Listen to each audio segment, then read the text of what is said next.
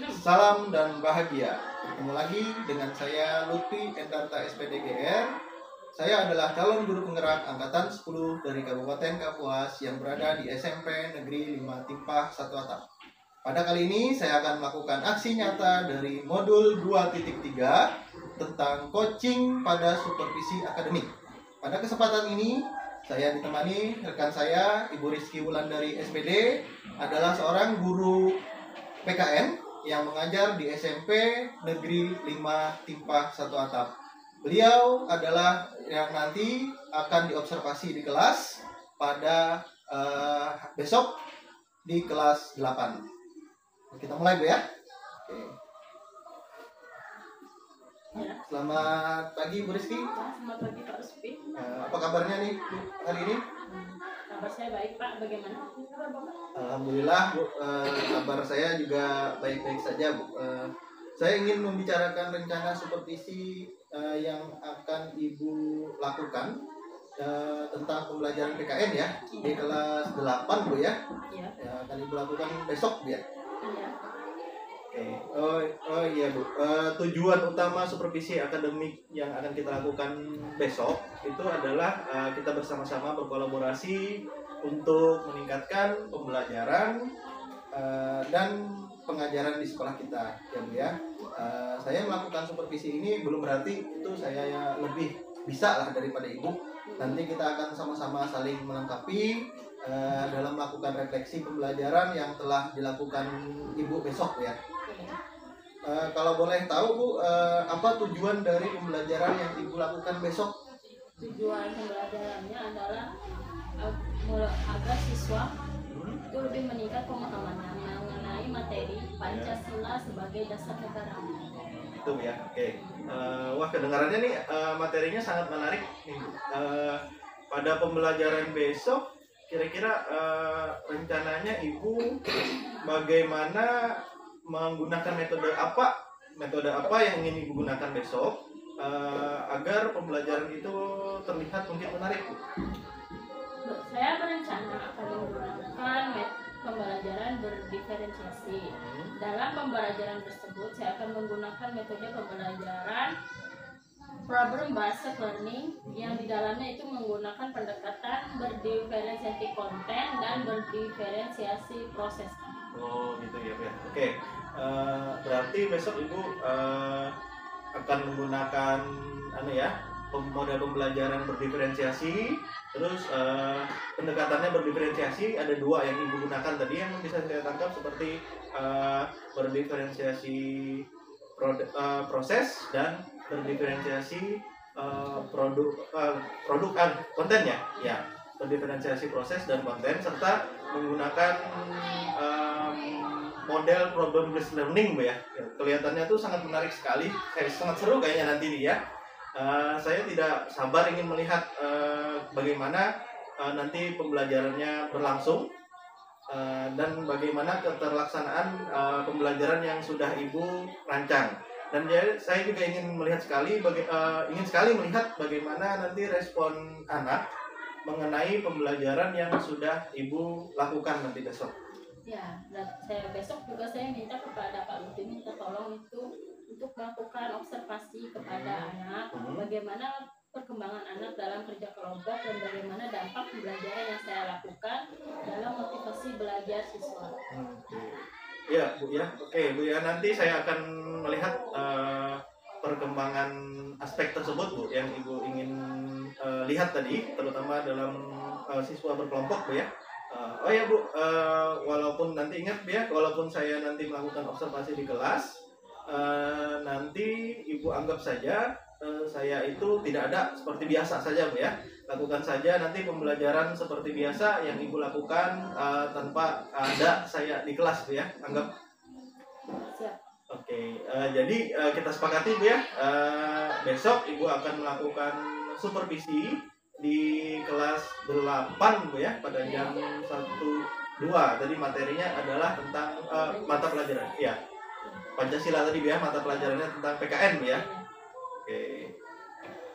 Nah, nanti Bu setelah Ibu observasi di kelas, kira-kira kapan ya kita akan bertemu kembali untuk melakukan semacam refleksi pembelajaran yang sudah Ibu lakukan. Terus bagaimana, saya pikir-pikir bagaimana kalau misalkan besok setelah Ibu mengajar kita langsung melakukan refleksi, bisa nggak kira-kira? Bisa, Pak. Oke, ya. Berarti gitu ya. Setelah observasi nanti kita langsung melakukan refleksi bersama, Bu ya. Oke, jadi kita sepakat, Bu ya. Nanti kita akan melakukan refleksi dalam setelah kita bersama melakukan refleksi setelah observasi selesai. Nah, saya yakin pembelajaran yang akan Ibu lakukan besok itu sangat menarik dan akan membuat siswa termotivasi dalam belajar nantinya. Semangat, Bu ya, untuk memajukan pembelajaran di sekolah kita nanti. Terima kasih ya, Pak, atas dukungannya. Oke, ya Bu, sama-sama. Baiklah, kita akhiri aja pembicaraan kita hari ini. Selamat pagi dan sampai ketemu besok di kelas, Bu ya. Iya, selamat pagi juga, Pak.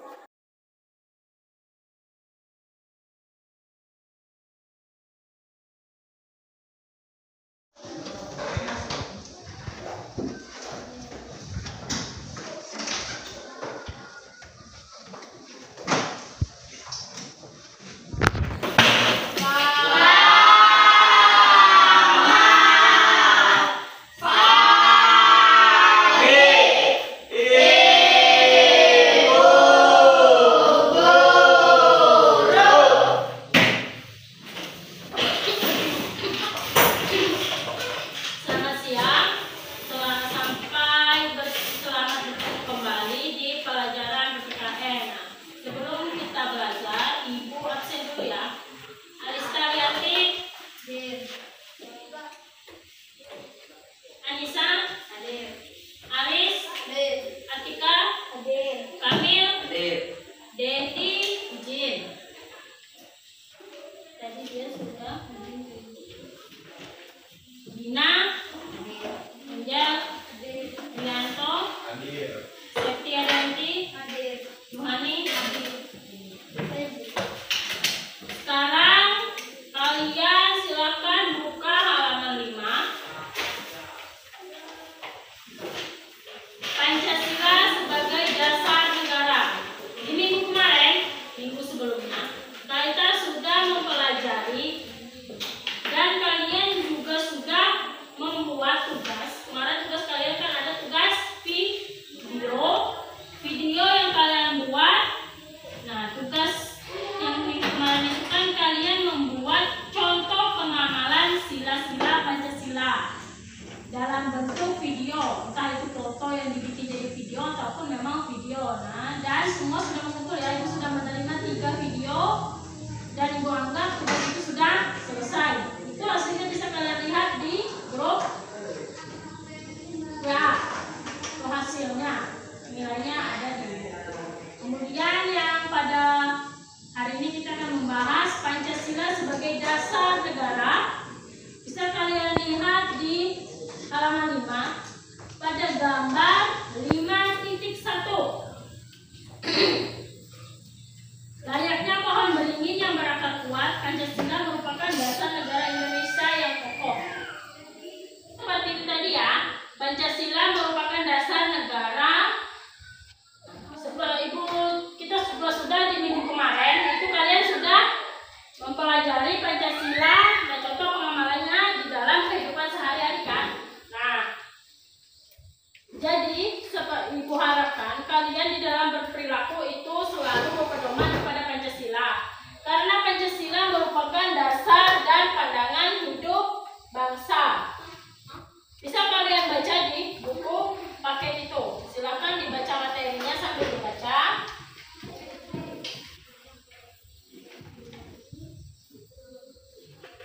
Bisa kalian lihat di halaman 6. Sila ketuhanan yang Maha Esa memberikan pengertian bahwa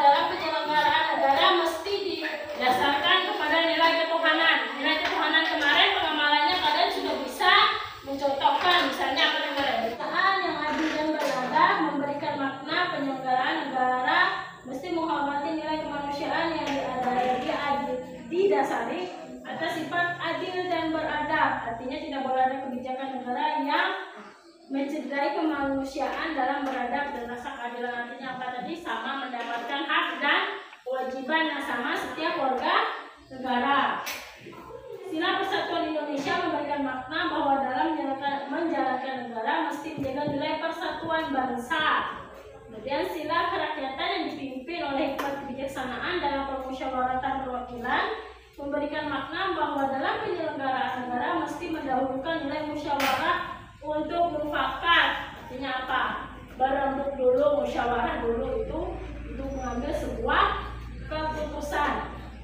Sila keadilan sosial bagi seluruh rakyat Indonesia memberikan makna bahwa dalam menyelenggarakan negara mesti mengutamakan nilai keadilan sosial bagi seluruh rakyat Indonesia. Artinya tidak boleh ada kebijakan negara yang hanya menyejahterakan sebagian warga negara.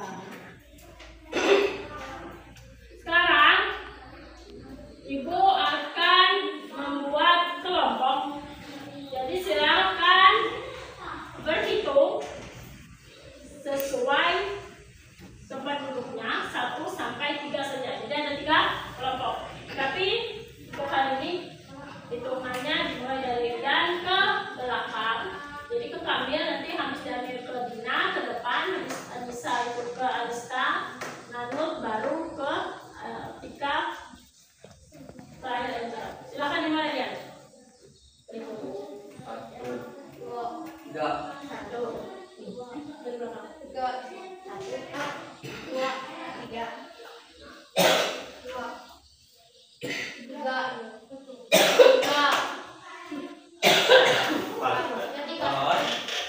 1, 2, 3, 1. Silakan berkumpul sesuai aku. Silakan berkumpul kelompok 1 Rian, kelompok 2 Siti, kelompok 3 Atika.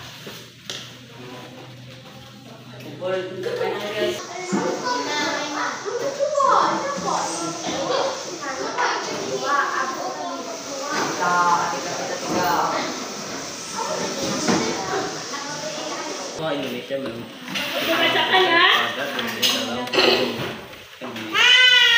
Berdasarkan data dari Credit Suisse Global Bank Box disebutkan bahwa Indonesia menempati peringkat keempat dalam hal ketimpangan distribusi kekayaan.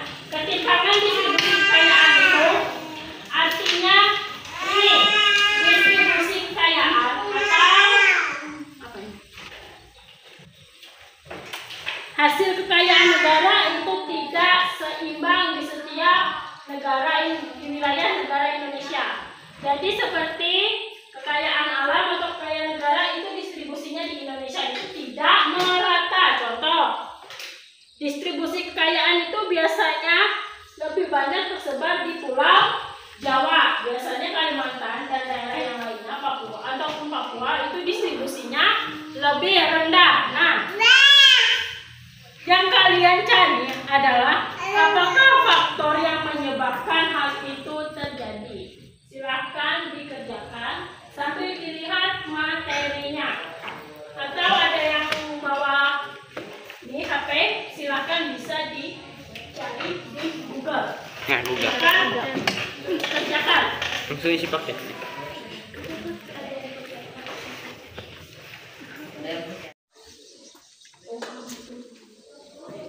Sambil dibaca materinya.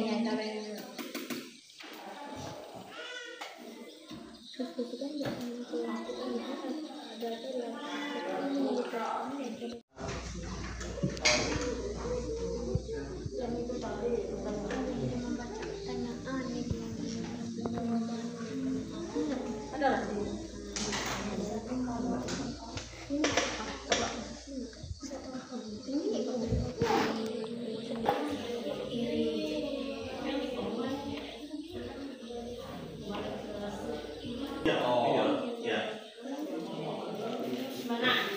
Sama. Sambil dibaca nih. Menurut kalian mengapa bisa terjadi ketimpangan itu? Distribusinya tidak merata, tapi kenapa? Apa sebabnya? Kan tadi distribusinya ke setiap pulau itu beda-beda kan? Tadi ada banyak di Pulau Jawa distribusi kaya negara itu. Nah, kenapa bisa beda antara distribusinya atau penyalurannya itu di Jawa dan di Kalimantan? Kenapa berbeda? Itu yang kalian analisis. Mengapa bisa berbeda? Padahal kan tadi sama-sama negara Indonesia. Menurut kalian, kenapa bisa berbeda?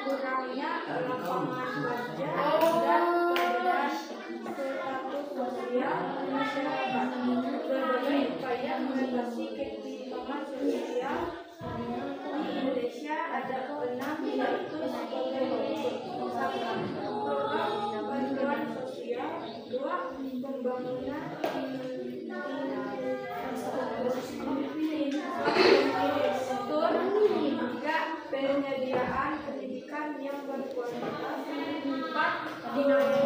pemberdayaan ekonomi masyarakat miskin, 5 pengembangan koperasi dan mikro kecil dan menengah atau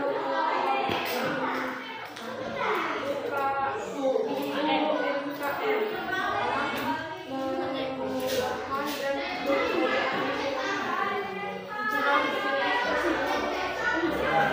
Bagaimana kelompok lain?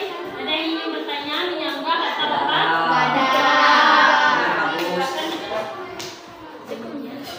Demikian hasil diskusi kami. Ya, dan terima kasih.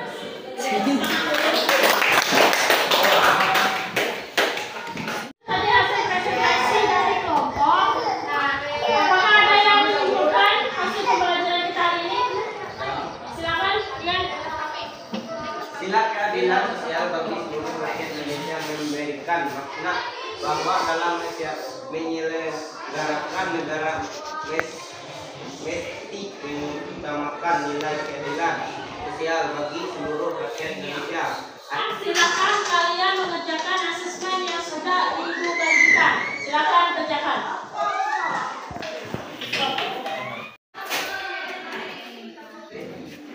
Skenario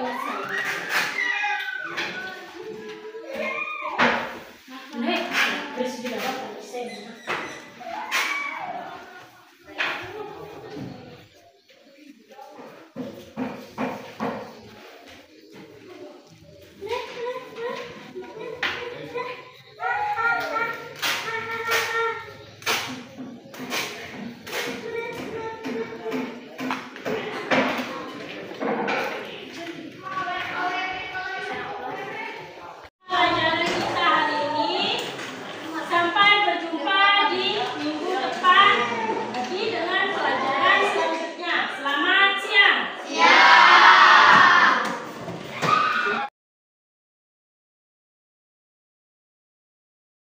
Perkenalkan, nama saya Arianto, saya dari kelas 8. Saya mengucapkan terima kasih, saya senang sekali belajar tentang PKN tadi.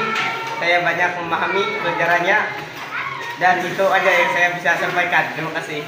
Saya Nisa, saya dari kelas 8. Pelajaran PKN hari ini menyenangkan, ada kerja kelompok dan juga ada presentasinya. Kami belajar banyak, belajar tentang bagaimana sila Pancasila dan arti